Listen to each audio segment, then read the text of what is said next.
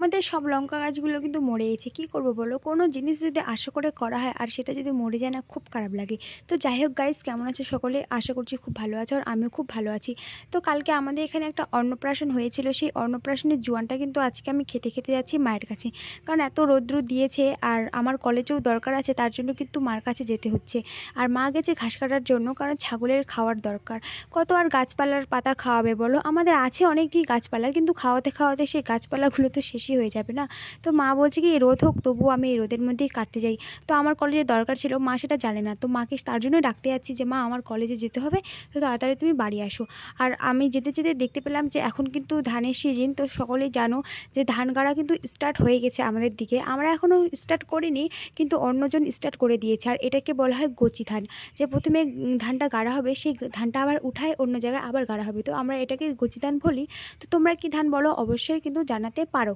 আর আমি প্রথমে তোমাদেরকে কেন বললাম লঙ্কা গাছগুলো আমাদের নষ্ট হয়ে গেছে, কারণ তোমরা তো জানোই খুবই আশা করে লঙ্কা গাছগুলো এবার দূরে গাড়তে গিয়েছিলাম।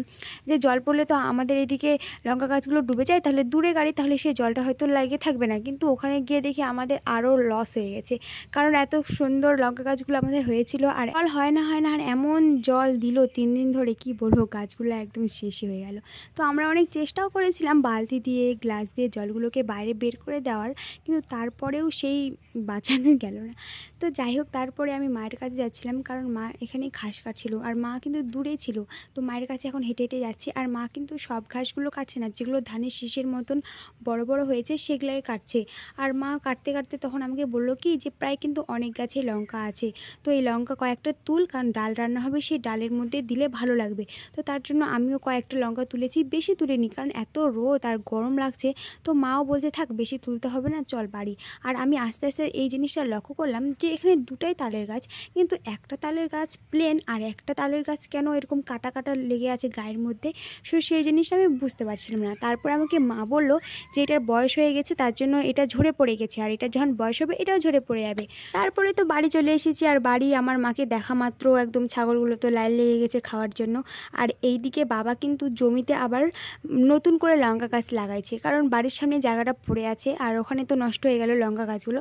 তো বাবা বলছে এখানে যখন পড়ে আছে তো এখানে আবার লঙ্কা লাগাই। আর আমি অনেক দিন ধরে বাবাকে বলছি যে আম খাবো আম খাবো, আর যখন আম পাকে তখন খাওয়ার ইচ্ছা করে না, আর এখন কিন্তু পাকেনি, তার জন্য একটু বেশি খাওয়ার ইচ্ছা করছে। তো বাবা সেজন্য আম পাকতে দিয়েছিল, আমাদের হাড়ির ভিতরে পাকতে দিয়েছিল, যেন গরমের ভাবটাতে আর কি আমটা পেকে যায়। কিন্তু হালকা হালকা পেকেছিল আর রং এসেছিল, কিন্তু ভালো মতন সেরকম পাকেনি। তো আমি ভাবছি কি ভালো মতন পেকে গেছে, সেই মহা আনন্দে আমি বলছি কি আম মুড়ি খাবো। তো জানোই তো কাঁঠাল আর আমের সিজনে আম মুড়ি খাওয়াটা কত আর কি ভালো লাগে সবারই, কারো ভালো লাগে কারো লাগে না। তো আমার ভালো লাগে, তো আমি ভাবলাম কি তাহলে একটা ভালো আম দেখে নিয়ে নিই, তাহলে আম মুড়ি খাবো। আর কাটতে গিয়ে দেখি আমটা না ভালো মতন পাকেই নি, জাস্ট একটু মিষ্টি হয়েছে আর কালার এসেছে, তবুও ভালো মতন মিষ্টি করছে না। আমি তো লবণ দিয়ে তারপরে মেখে খেয়েছি আমটাকে, আমার একদম আশাটাই বৃথা গেল। তো যাই হোক, আম মুড়ি তো আর খাওয়া হলো না। তো তার জন্য আমি ভাবলাম কি বেশি দেরি না করে কলেজের জন্য বেরিয়ে পড়ি, কারণ যা গরম দিয়েছে পরে তো আরও রৌদ্র হবে, আরও গরম লাগবে। তো প্রায় 2-3 মাস পরেই কিন্তু আমি কলেজে গিয়েছি, কারণ যাই না দেখে তোমরা কোনো ভিডিও দেখতে পাও না। আর যাওয়ার সঙ্গে সঙ্গে বিউটির সঙ্গে দেখা হলো, তো ওর সঙ্গেও প্রায় অনেক দিন পরেই দেখা হয়েছিল। ও যে কোন দরকারে গিয়েছিল জানি না, আর ওই দিন যে এত গরম দিয়েছিল বলার মতন না। আর ও যে কী এদিকে বলতেছিল, আমি যে কী বলতেছিলাম তো জানি না। যাই হোক, বাড়ি চলে এসেছি আর প্রচণ্ড গরম। তো আমি গরমে বেশি বাড়িতে থাকি না, ফার্মেই থাকি, কারণ ফার্মে একটু হাওয়া আসে আর বাড়িতে তা আসে না। তো যাই হোক গাইস, আজকের ভিডিওটা কেমন লাগলো অবশ্যই কমেন্ট করে তোমরা জানিও, আর ভালো লাগলে like comment share and follow করে দিও। তো ভালো থেকো, সুস্থ থেকো, বাই।